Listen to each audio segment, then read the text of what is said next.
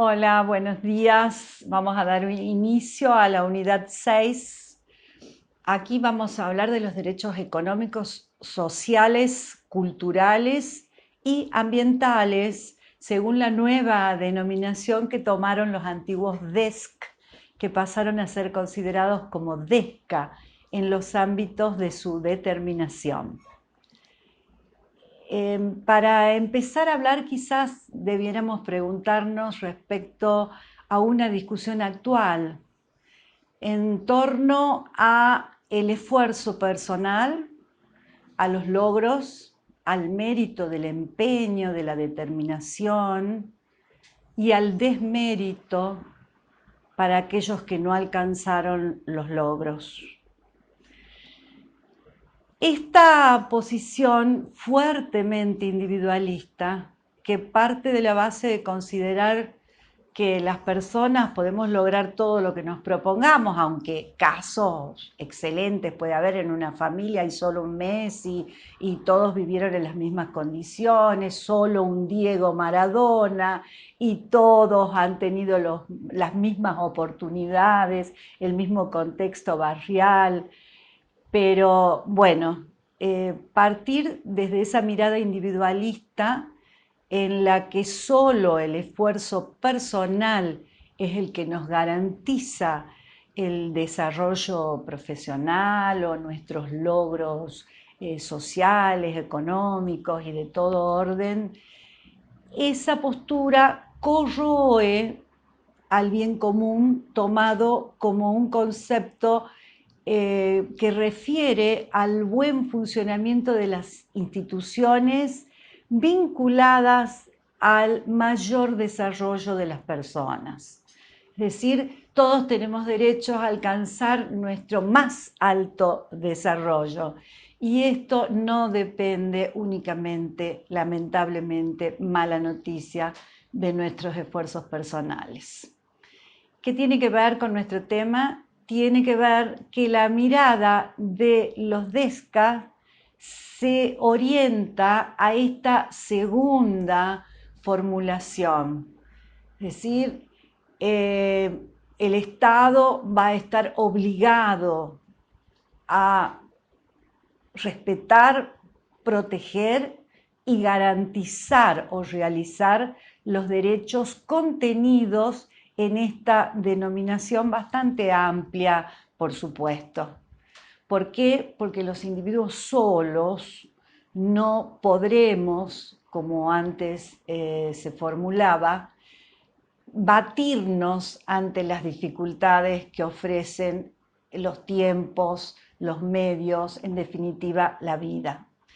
Les decía en un encuentro con mis alumnos en la semana pasada que a fines del 2019 en el mundo había más de 400 millones de personas en situación de pobreza extrema.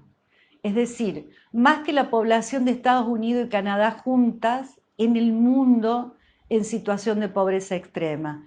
Pensar que algunas de esas personas pueden alcanzar logros, desarrollos, ser winners, ganadores, y otros quedarán frustrados, sin esperanza, recibirán el mote de perdedores, se sentirán culpables de su propio destino.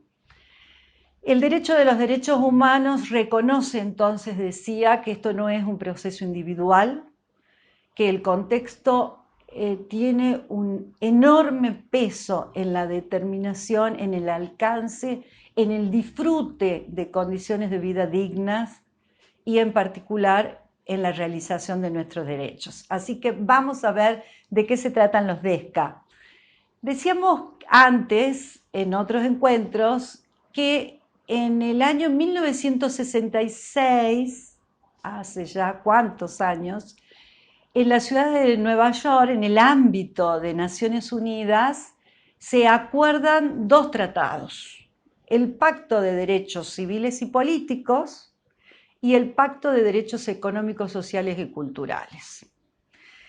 Estos dos tratados van brindando un nivel de determinación y de compromiso para los estados que estuvo muy vinculado a esos tiempos. Piensen ustedes, Guerra Fría, se adjudicaba al bloque socialista el interés en los DESC y al bloque, digamos, a la hegemonía de Estados Unidos de América, el interés en las libertades en general enunciadas en el Pacto de Derechos Civiles y Políticos. Y así, las cláusulas que comprometían a los estados eran enunciadas en términos distintos, sugiriendo obligaciones inmediatas en el caso de los primeros, de los civiles y políticos, y no tanto, como ya vamos a ver, cómo están enunciados y cómo se leían al comienzo, en el caso de los derechos económicos, sociales y culturales. En cuanto a la justiciabilidad, que hoy es indiscutida ya que todos nuestros tribunales receptan casos vinculados a derecho a la educación, a derecho a la salud, desde luego a condiciones dignas de trabajo, respecto a esa justiciabilidad no siempre estuvo admitida por los tribunales en el ámbito como un planteo que debía llevarse en el ámbito de los derechos humanos. ¿Qué significa esto? Bien, se decía que los derechos económicos, sociales y culturales eran indeterminados. ¿Qué significaba esto de derecho a una vivienda adecuada? ¿Cuál podía llegar a ser la obligación del Estado?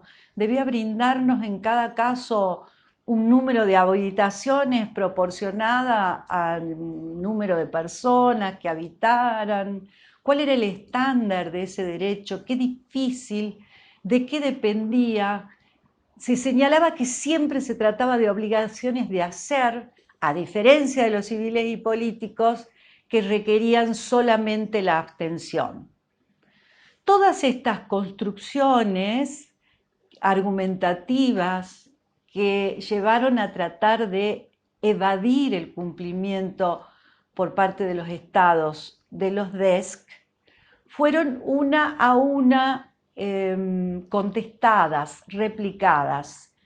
Así, por ejemplo, pudo demostrarse en el ámbito de los derechos civiles y políticos que un derecho político por excelencia, como es el derecho al sufragio pasivo y activo, a ser elegido y a elegir, es un derecho que requiere, sobre todo el derecho a participar en elecciones democráticas, como habrán asistido hace unos días en las elecciones, por ejemplo, de Estados Unidos, una enorme movilización de las estructuras del Estado, de los correos, de las salas de cómputo, del control informático, de las campañas, de las publicidades vinculadas a dónde se vota, cómo se vota, incluso de la más estricta campaña para participar como electorado.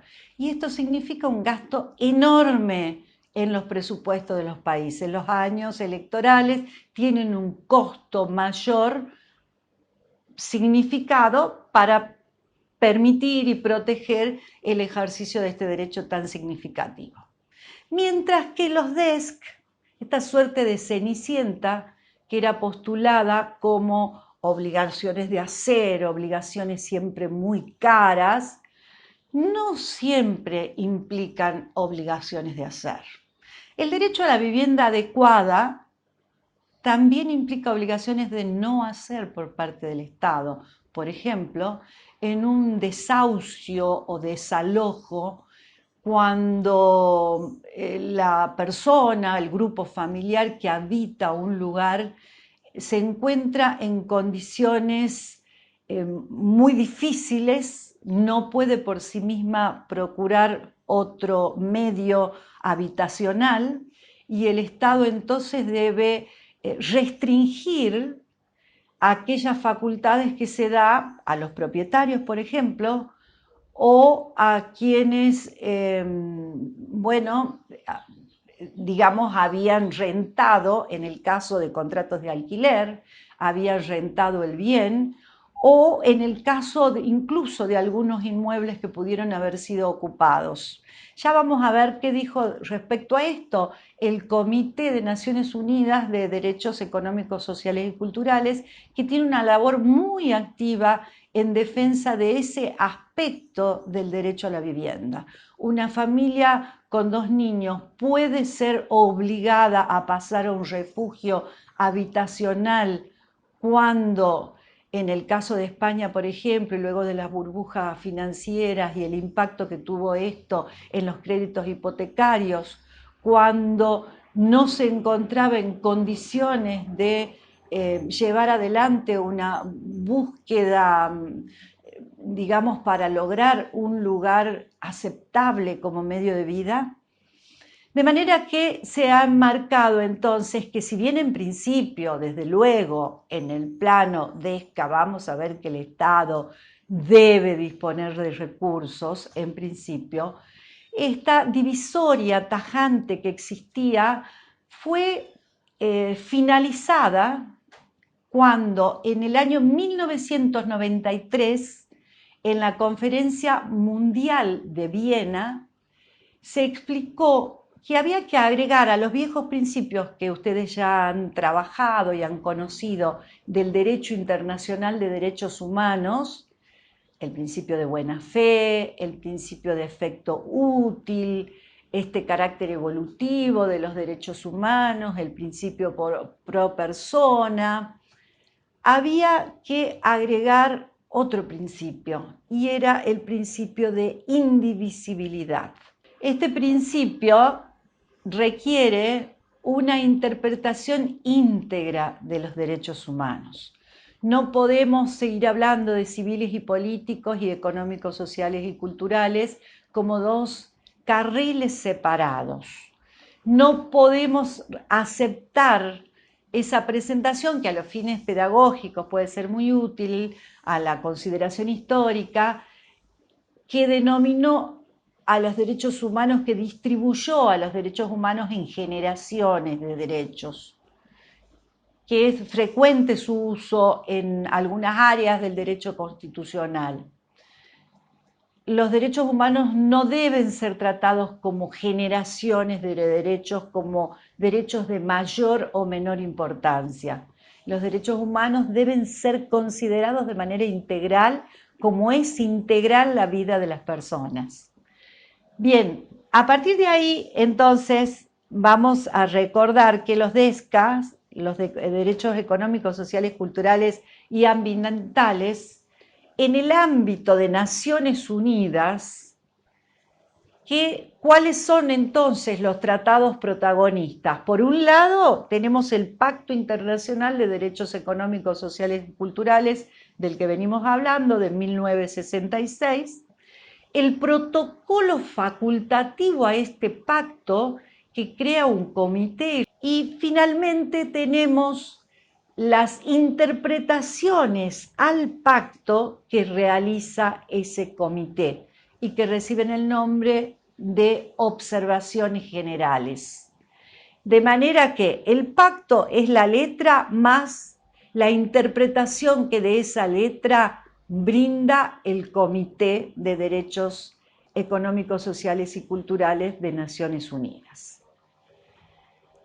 En cuanto al sistema interamericano, como ustedes conocen, tenemos la Convención Americana sobre Derechos Humanos y además tenemos su protocolo facultativo, que es el Protocolo de San Salvador. El Protocolo de San Salvador es sobre derechos económicos, sociales y culturales. Bien, en este ámbito vamos a ver cómo en la Convención tenemos una norma que refiere a los derechos económicos, sociales y culturales de manera genérica, mientras que en el protocolo hay una protección diferenciada a distintos derechos.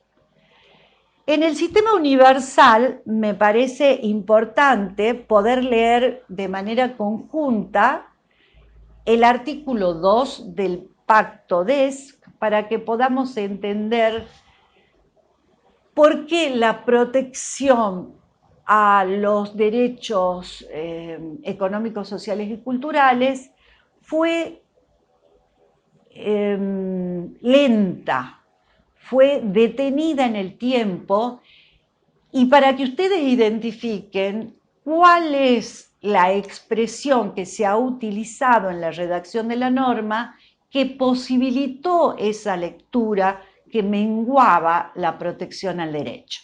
Veamos juntos. El artículo 2 del pacto dice, punto 1, cada uno de los estados partes se compromete a adoptar medidas, tanto por separado como mediante la asistencia y la cooperación internacionales, especialmente en materia económica, técnicas, y luego aclara hasta el máximo de los recursos que disponga.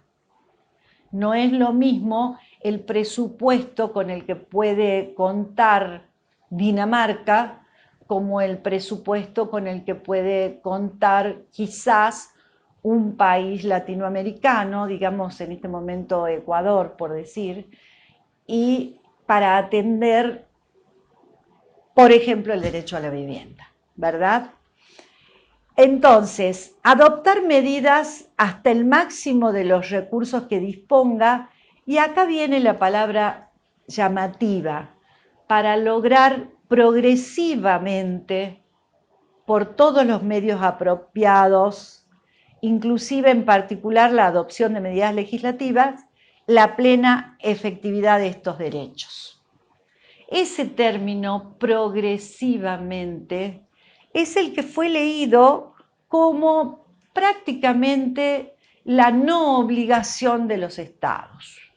De manera que tuvo que salir el comité DESC, una vez creado, a decir, momentito, en la observación general 3, la índole de estas obligaciones son, primero, algunas son de efecto inmediato, la obligación de no discriminar. Volvemos a tomar el ejemplo de la vivienda. Si el Estado, para cumplir con ese plan de inclusión habitacional, convoca, hace un llamamiento a grupos familiares integrados por determinados números de personas, no podrá excluir a quienes se encuentran en esa condición o deberá hacer los mayores esfuerzos. En caso en que discrimine, porque la familia es monoparental, por ejemplo, porque quien era el jefe de familia, según los antiguos términos, no la integra y queda la mujer a cargo del grupo familiar, si esa unidad administrativa que es la encargada de llevar adelante las medidas que van a favorecer la participación en la inscripción y en el alcance posterior de la unidad habitacional, impide la participación de ese grupo familiar por la situación aludida, habría operado con discriminación. Entonces, el derecho se vería afectado ad inicio. Ahí diríamos, esa persona es titular del derecho a la vivienda y debe participar de este llamado, siempre de manera razonable, desde luego. Si la porción de viviendas que se va a distribuir es de 5.000 y los que se encuentran en las mismas condiciones son 18, bueno, quizás se van a implementar sorteos u otras medidas que no violen esta obligación de no discriminar. Entonces, obligación de efecto inmediato para el alcance del derecho a la educación, a la salud, al trabajo, etcétera, no discriminación, efecto inmediato, no progresivo. Y las demás se deben leer con las otras pautas que hemos marcado, hasta el máximo de los recursos disponibles. Actualmente, las redes de abogados que litigan en distintos países del mundo se han puesto a veces en la tarea de demostrar cómo a veces los estados prefieren orientar parte de sus recursos a determinadas áreas en detrimento de otros, y haciendo cálculos en términos financieros, teniendo presente los recursos que por tributos genera ese Estado, pueden hacer lecturas, el mismo comité lo hace en las audiencias cuando pide rendición de cuentas a los países, que expliquen las razones por qué el máximo de los recursos disponibles para determinado rubro es inferior al que se ha desplazado para otras cuestiones que aparentan no dirigirse a la protección de derechos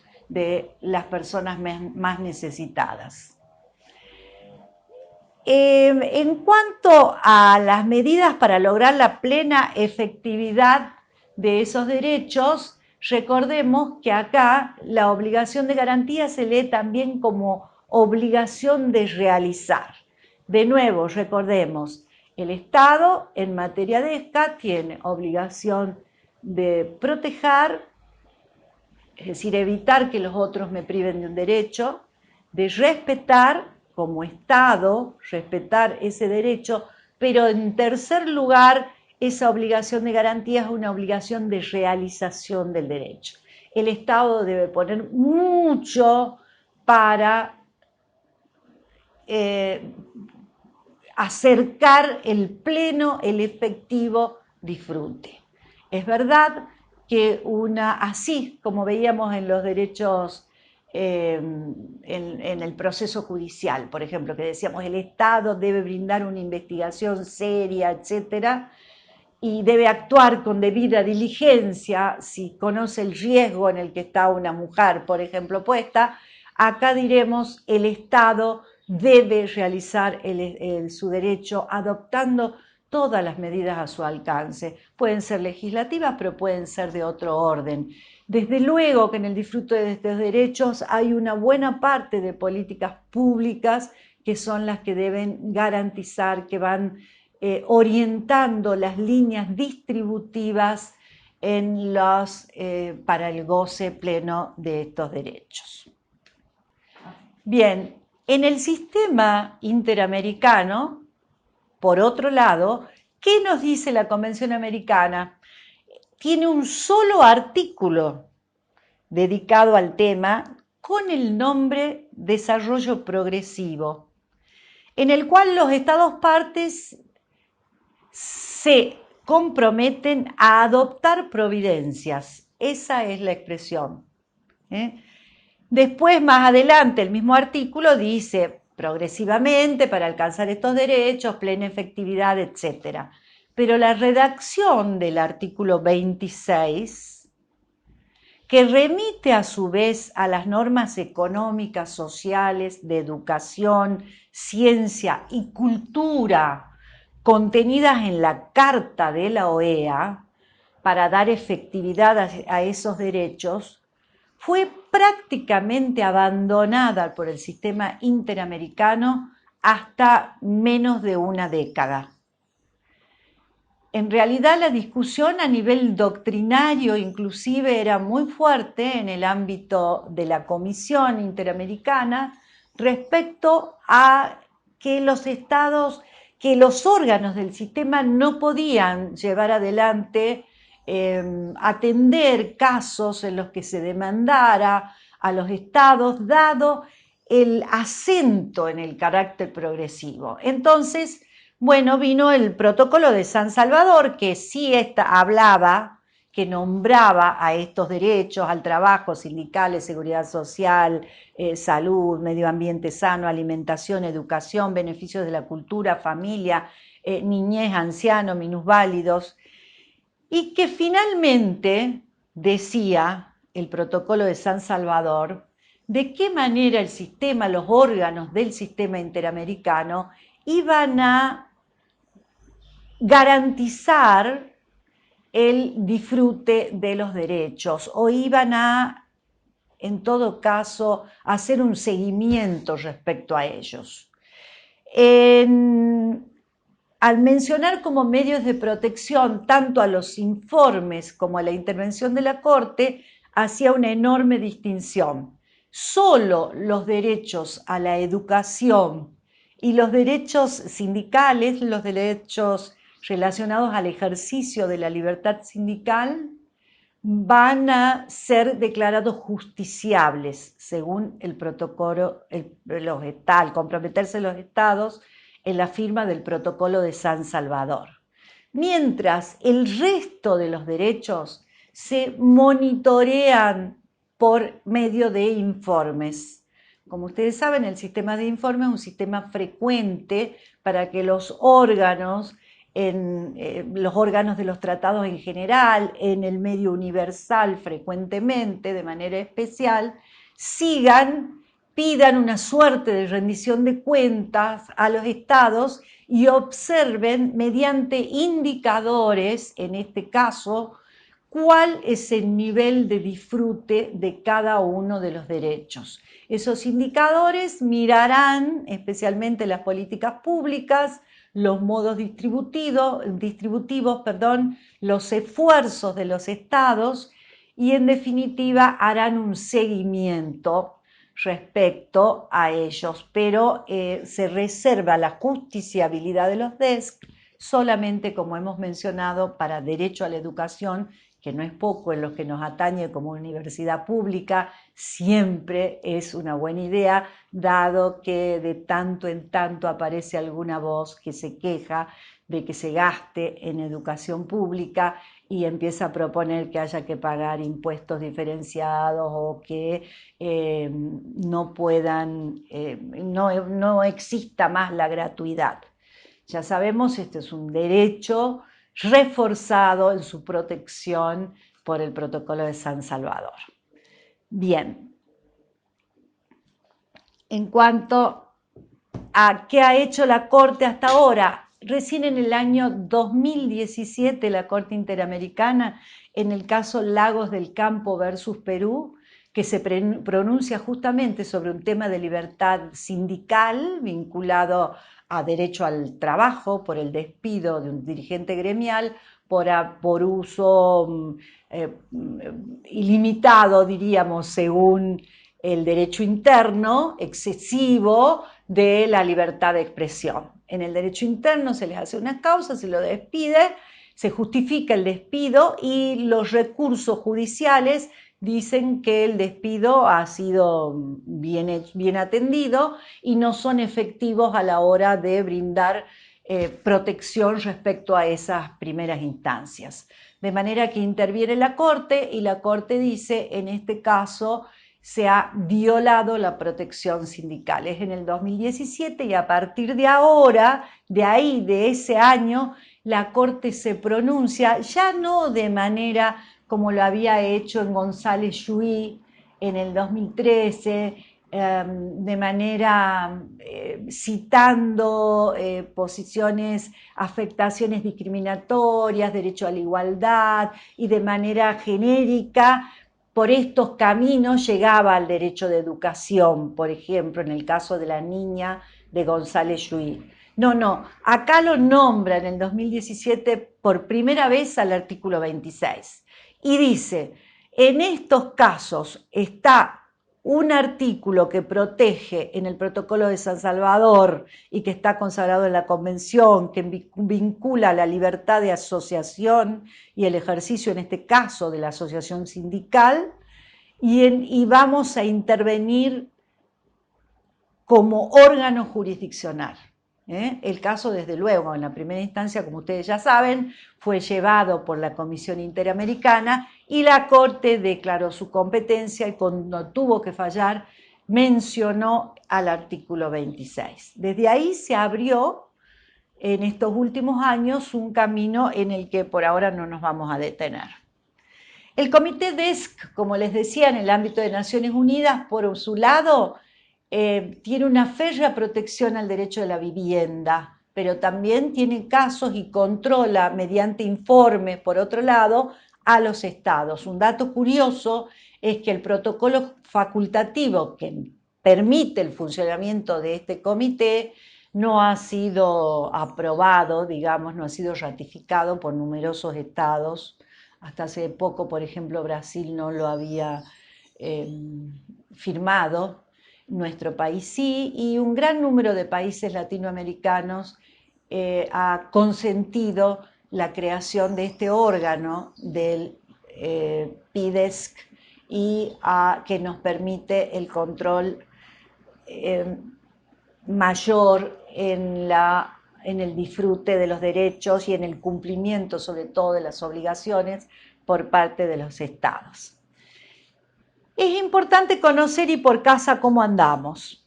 Digamos que a partir del año 2000, si bien se había abierto un camino con un caso que era el caso Miñón, el camino a la recepción de procesos colectivos, que esto fue muy importante por lo que decíamos al comienzo, ¿no? Las cuestiones estas no son individuales, son estructurales. Nos encontramos muchos en la misma situación y no vamos a salir de manera individual. Un Maradona podrá salir, pero no vamos a salir todos de manera individual. Las políticas deben ser generales, las medidas deben ser colectivas y cuando vamos a accionar judicialmente, bueno, en algunos casos serán individuales, sobre todo los casos específicos de protección a la salud, los remedios judiciales, los recursos, las acciones judiciales deberán ser individuales. Pero cuando se trata de otro tipo de medidas, las acciones mejores, y esto lo vamos a ver en la unidad siguiente, son las acciones colectivas. Decíamos que en el caso Miñones se había conseguido ya en un proceso colectivo lograr que las personas inocentes, privadas de la libertad, inocentes porque todavía no habían recibido una condena, pudieran participar de las elecciones. Es decir, esto aparece a prima facie vinculado a los derechos civiles y políticos, ¿verdad? Pero esta calidad de proceso colectivo es lo que acá nos empieza a interesar. En el año 2000, época en que todavía la enfermedad de HIV era una enfermedad del SIDA muy difícil, que fue bastante controlada en los años siguientes, los enfermos debían recibir una droga carísima que era brindada por el Estado.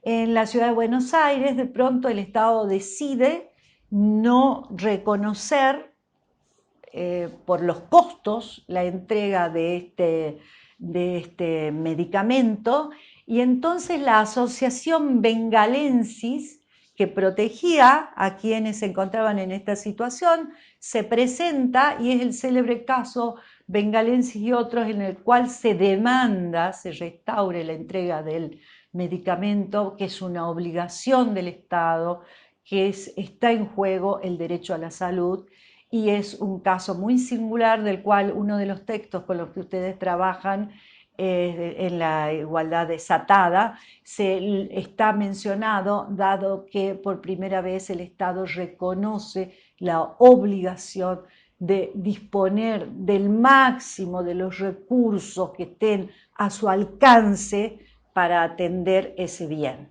El derecho a la salud por la salud, mejor dicho, por la Organización Mundial de la Salud, no solo está definida como bienestar físico o ausencia de enfermedades, perdón, es un bienestar físico y un bienestar mental, de manera que cuando el Estado va a garantizar el derecho a la salud, no solo debe dar respuesta a aquellas situaciones realmente graves, sino que debe ir trabajando en sus políticas públicas para garantizar esos estados de bienestar. Bueno, tenemos mucho para hablar ahora respecto a la salud en esta pandemia, pero vamos a seguir viendo los casos. En el mismo año, en Campodónico de Bebacua, se trata de un caso de la provincia de Córdoba, en el que de pronto también un niño con una grave enfermedad recibía una droga, estaban involucrados, digamos, en esta atención, por un lado la obra social, por otro lado el gobierno de la provincia, y dejan de dar respuesta por el valor también en alusión al precio tremendo que significaba este medicamento. Bien, en este caso, como decíamos, en algunos casos puntuales, la acción individual es lo que debe ser llevado a cabo, el litigio individual, y la Corte Suprema de Justicia de la Nación dijo que sí, que el Estado era responsable. Ahora, ¿cuál es el nivel que debe garantizar el Estado? Ahí nos preguntamos. La estética integra los ciclos de vacunación, la atención en hospitales públicos. Esa atención puede ser discriminatoria. Los latinoamericanos que están en nuestro país no deben tener acceso, o todas las personas sometidas a jurisdicción del Estado tienen derecho al nivel más alto de salud, diríamos, posible. Esto lo ha dicho el Comité DESC y es el compromiso de los estados, desarrollar el nivel más alto de salud posible. De manera que, si es oneroso en el caso particular, pero es el medicamento, regresando a Campodónico de Bebacua, año 2000 también, es el medicamento que va a garantizar la sobrevida del niño, el Estado debe responder, debe hacer un esfuerzo, debe destinar una partida importante en ese caso, porque debe responder tratando de brindar el nivel más alto de salud posible.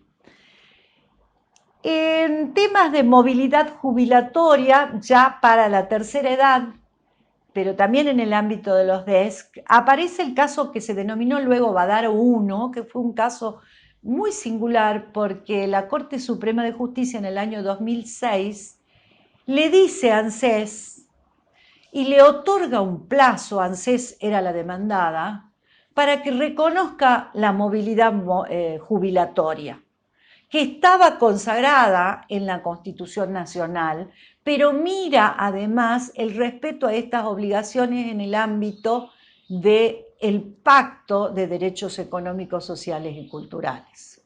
Finalmente, tenemos acá un caso al que llamaremos Q, con Gobierno de la Ciudad de Buenos Aires, en el que aparece desde el año 2012, aparece en primer lugar el derecho a la vivienda. En el caso Q es importante tener presente que la actora había solicitado para sí y para sus hijos un subsidio que le permitiera acceder a una vivienda, a algún medio habitacional. En la primera instancia se les reconoce, en la segunda instancia también. ¿Por qué? Porque recurre el gobierno de la Ciudad de Buenos Aires, que era el demandado.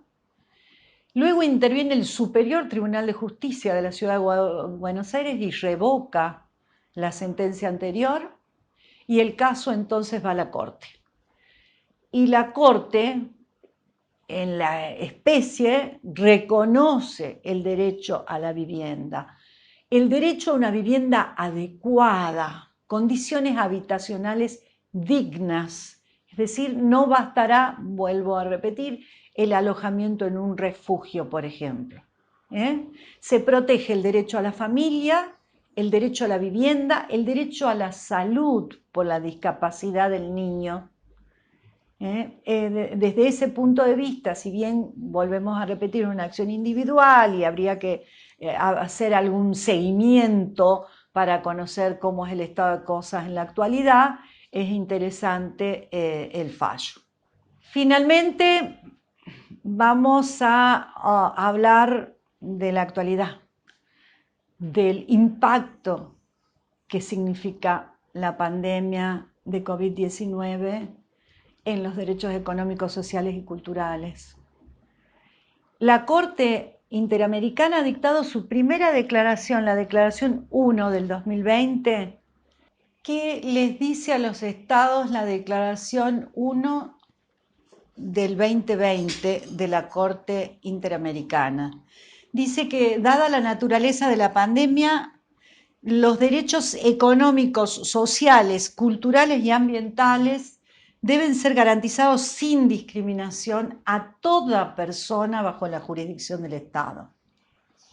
¿eh? Y sobre todo aquellos grupos que son afectados de manera desproporcionada, y va a nombrar a las personas mayores, a las niñas y niños, a las personas con discapacidad, a las personas del colectivo LGBTI, a las mujeres embarazadas o en periodos de posparto, a las comunidades indígenas, a las personas que viven del trabajo informal, a las personas que viven en barrios o zonas de habitaciones precarias, a las personas en situación de pobreza, y especialmente destaca la protección que debe recibir el personal de los servicios de salud que atienden esta emergencia.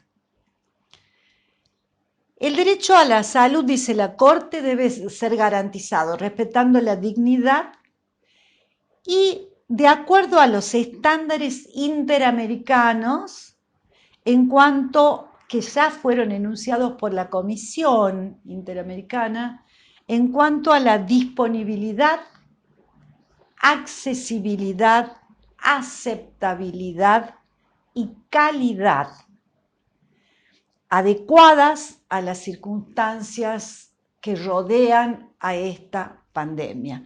¿Qué significa? Que el servicio debe ser disponible, que debe ser próximo, que debe ser cercano, etc. Otro grupo vulnerable mencionado por la Corte en su informe son las personas privadas de su libertad en prisiones. Y respecto a ellos, ¿qué recomienda? Reducir los niveles de superpoblación y hacinamiento, disponiendo en forma racional y ordenada medidas alternativas a la privación de la libertad. Siempre los criterios de razonabilidad van a jugar, desde luego, en estos casos. Serán aquellos que no tengan condena o serán aquellos que tengan condenas por hechos de menor gravedad los que podrán recibir el cumplimiento de una medida alternativa al encarcelamiento, por ejemplo. También refiere al derecho al trabajo, se preocupa porque los estados, dice, están obligados, deben velar porque se preserven las fuentes de trabajo y se respeten los derechos laborales de todos los trabajadores y las trabajadoras.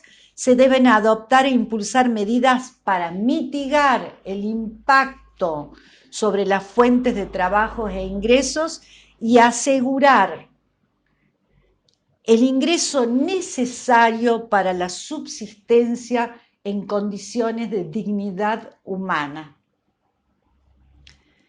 Luego habla de otras medidas respecto al cómo impacta en las economías personales y en las economías familiares. En algunos casos se hace necesario que el Estado acerque la provisión alimentaria básica o un estipendio que permita a esas familias alcanzar satisfacer el derecho básico a la alimentación. También nos habla de un acceso a la información veraz y fiable. Acá se da la interdependencia entre los derechos. El derecho a la información, cómo nos acerca, cómo esa información veraz y confiable nos permite también garantizar el derecho a la salud. Y también nos dice que las medidas que se tomen en todas estas plataformas que se utilizan para conectarnos, para pedir permisos de circulación, no signifiquen, por otro lado, un control que ingrese a nuestra privacidad de manera tal que tenga con exactitud, de manera exacta, los datos que puedan ser leídos como una injerencia a nuestra intimidad.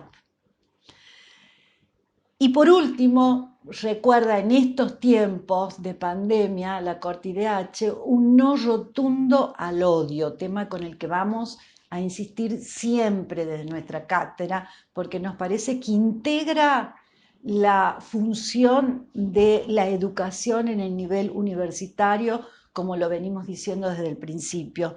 La Corte dice, resulta pertinente poner en alerta a los órganos o dependencias competentes para combatir la xenofobia, el racismo y cualquier otra forma de discriminación para que extremen el cuidado a efectos de que durante la pandemia nadie promueva brotes de esta naturaleza con noticias falsas o incitaciones a la violencia. Finalmente, le vamos a preguntar a Fernanda Dos Costa, secretaria para América Latina de Amnesty Internacional, egresada de nuestra facultad, profesora de nuestro posgrado de Derechos Humanos, respecto al impacto en las mujeres en el goce de los DESC en tiempos de COVID-19.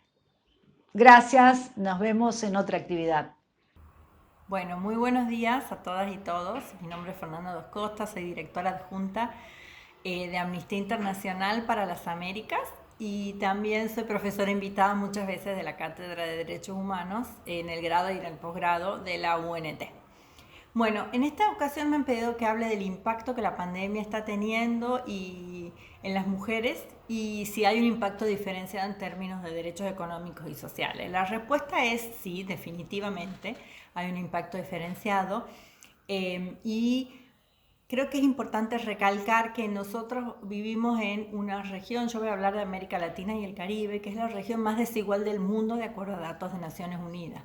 Hay desigualdad en términos de pertenencia a una clase socioeconómica y también desigualdad racial y étnica, es decir, pueblos indígenas y afrodescendientes siempre han estado y siguen estando cada vez más en situación de desigualdad en el acceso a todos los derechos, no solo los derechos sociales. Ustedes habrán visto las manifestaciones por el asesinato de George Floyd en Estados Unidos, que también muestran clarísimamente que el derecho a no ser privado de la vida de manera arbitraria por la policía también es un derecho que focaliza específicamente, es un derecho que no se garantiza especialmente a la población afrodescendiente, no solo en Estados Unidos, sino muy patentemente en Brasil y en varios otros países de la región.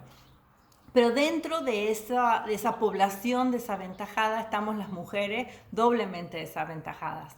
¿Cuál es el impacto diferenciado que la pandemia ha tenido en los temas de derechos sociales? Bueno, uno principal y muy claro y evidente es el tema de lo que se denomina la economía del cuidado. Es decir, hay toda una serie de tareas de cuidado que tienen que ver con el cuidado de los niños y niñas, de los adultos mayores, del cuidado doméstico, digamos, pero también el cuidado profesional en términos de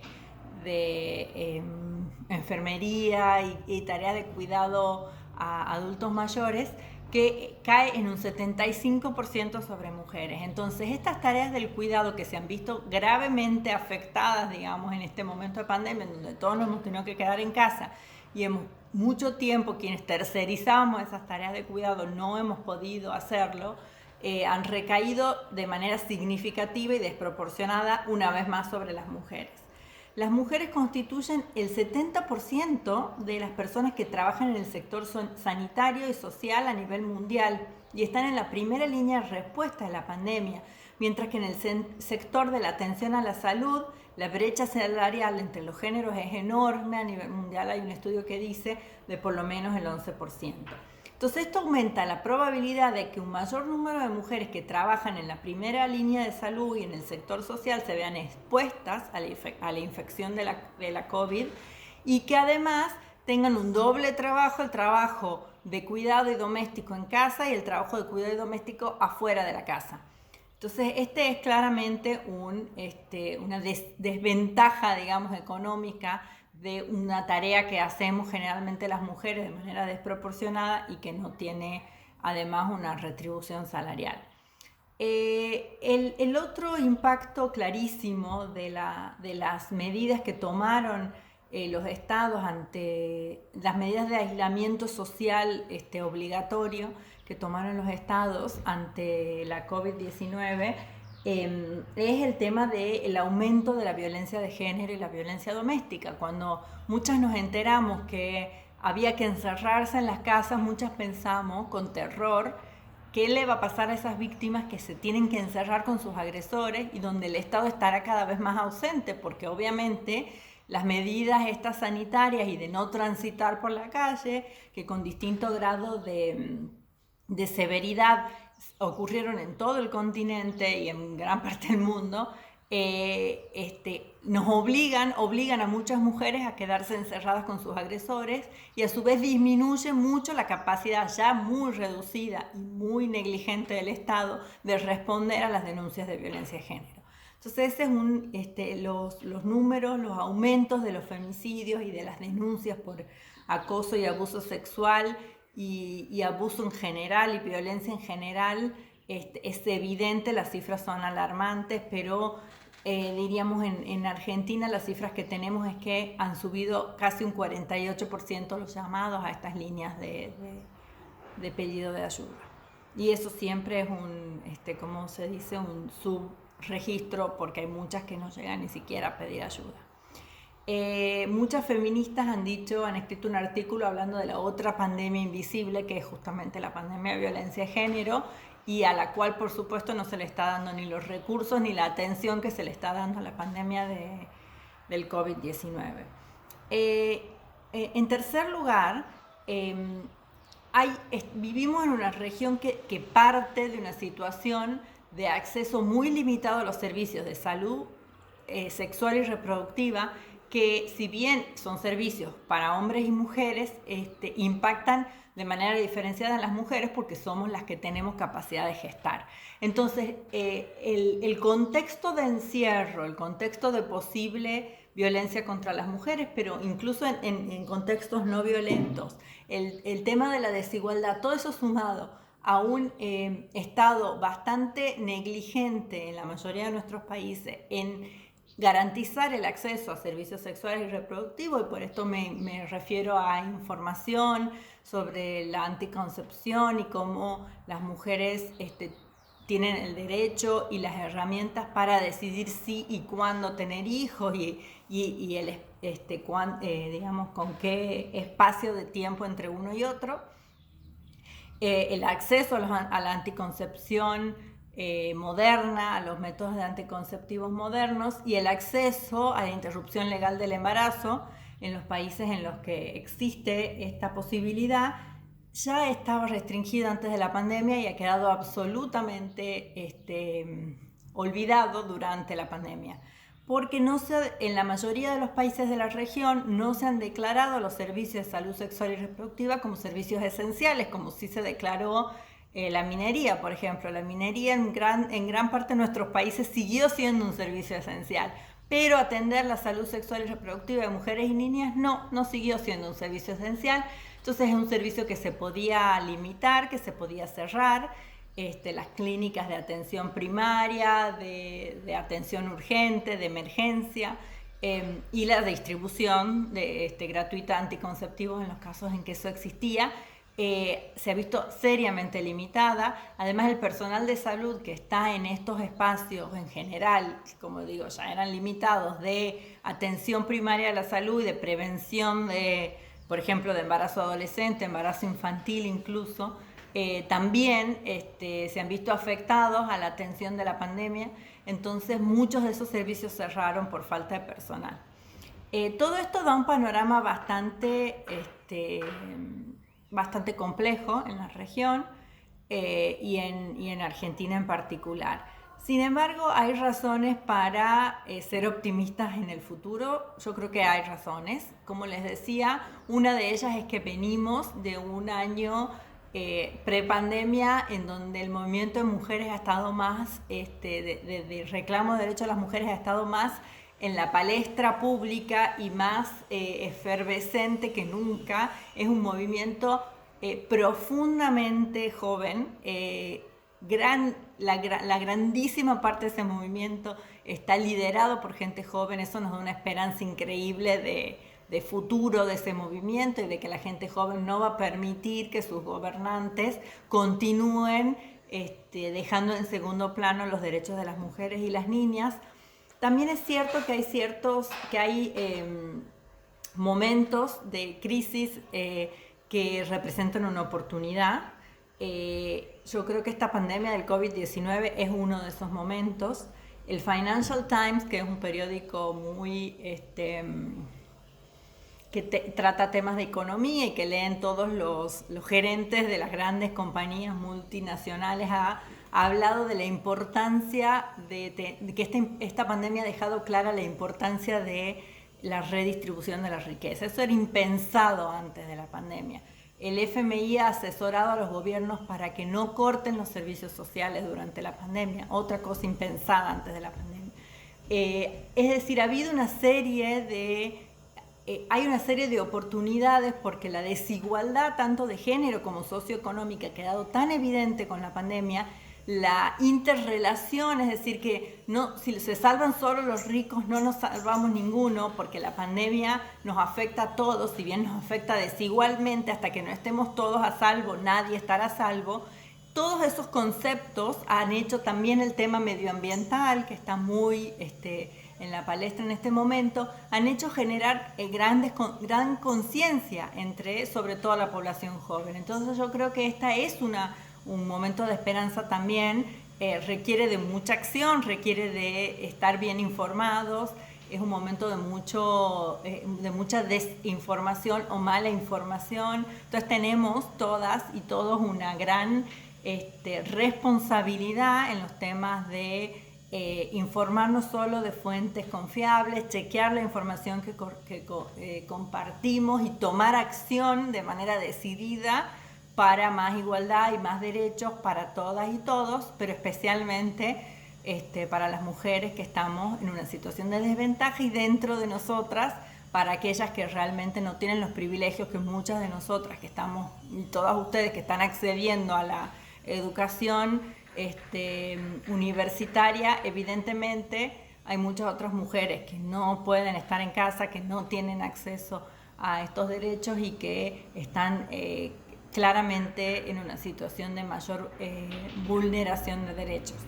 Entonces, bueno, mi mensaje es que no dejen de informarse, de luchar y de accionar por la igualdad. Muchas gracias.